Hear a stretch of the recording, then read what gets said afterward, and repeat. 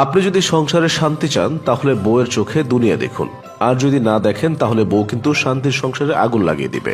আরেকটা কথা মনে রাখবেন, বউকে কখনো শিখাতে যাবেন না, কারণ বউ নিজে একটা বিশ্ববিদ্যালয়। আপনার বউ যদি কখনো বলে হাতি আকাশে উড়ে, তাহলে আপনি সেটা মেনে নিয়ে হাসি মুখে বলুন, হ্যাঁ ঠিক বলেছ।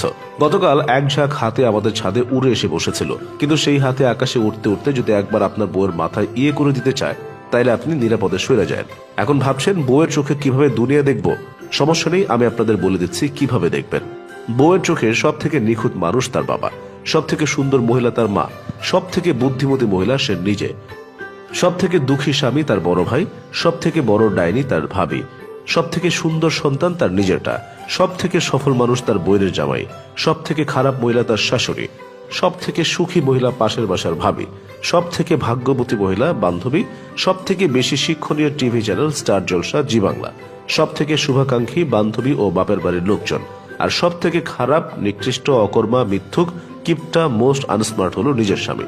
অবশ্য আমাদের একটু অন্যরকম, সে সংসারের শান্তির জন্য নিয়ম করে প্রতি রাতে বউরে ঘরের বাইরে রেখে দরজা লাগায় দেয়।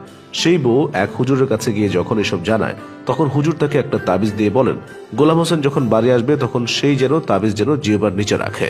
আশ্চর্যের বিষয় হলো সেদিনের পর থেকে বউকে ঘরের বাইরে রাখে না। আপনারা কি ভাবছেন তাবিজের কারিশমার গুণ?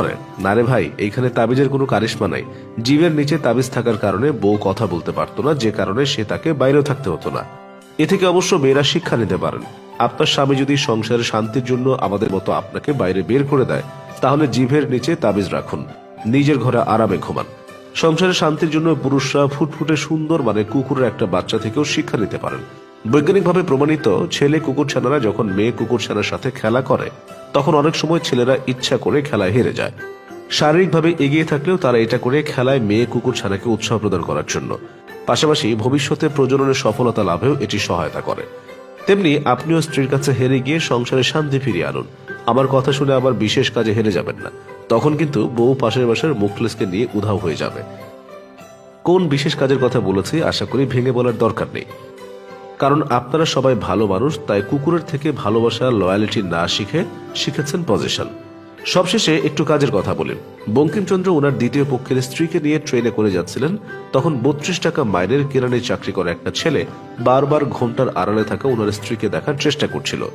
তখন বঙ্কিমচন্দ্র ওই ছেলেটাকে বলেছিল, আমি একজন ডেপুটি ম্যাজিস্ট্রেট, আমার মাইনে 800 টাকা, এছাড়া বইপত্র লিখেও ভালো রোজগার হয়, সব মিলিয়ে মাসিক আয় 1000 দেড়েক।